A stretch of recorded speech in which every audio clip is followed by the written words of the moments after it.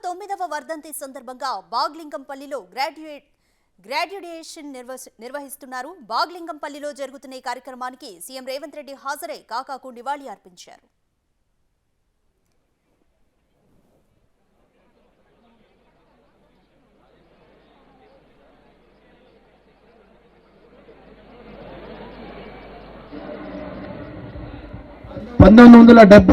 June 9న doctor BR Ambedkar విద్యావనానికి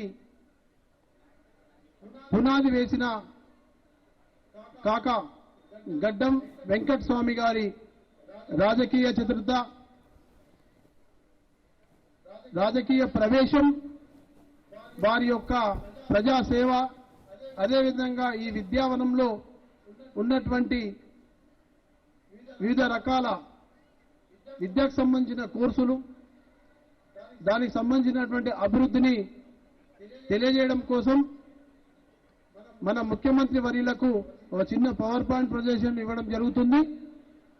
అతి కాసేపట్లో we are continuing hour programme. మీ అందరికీ చాలా ఉత్సాహంగా ఉన్నారు.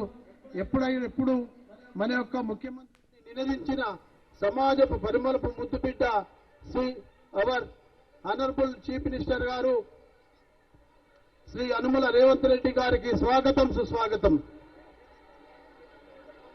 ఈ విధంగా నేటి కార్యక్రమానికి ముఖ్య అతిథులుగా ఇచ్చేసినటువంటి పొన్నం ప్రభాకర్ రావు గారు,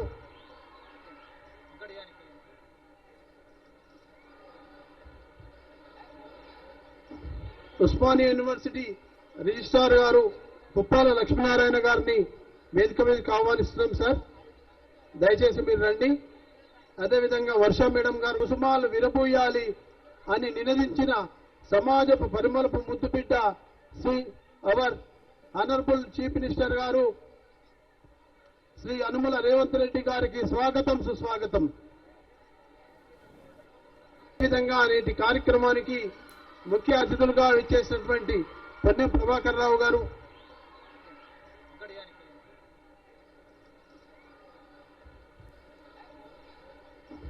Osmania university a significant vital role.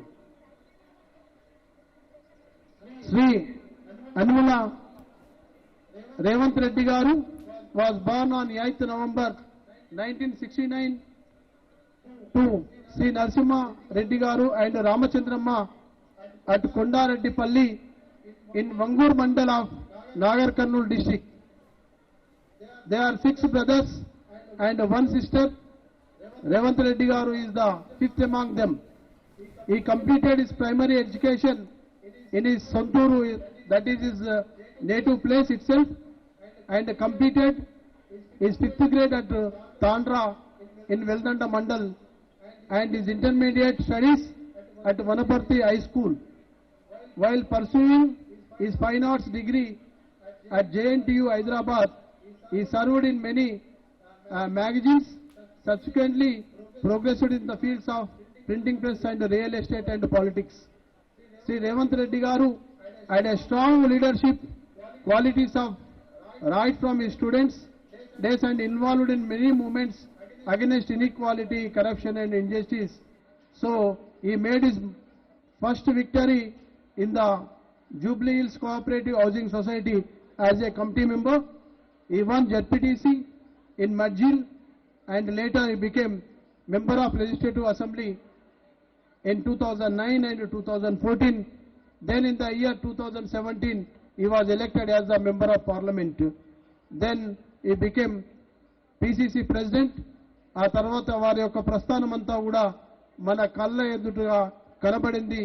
వారి యొక్క విజయ ప్రస్థానం గత 6 నెలల కాలంలో ఏ పేపరు తిరిగేసినా, ఏ టీవీ చూసినా వారి లేని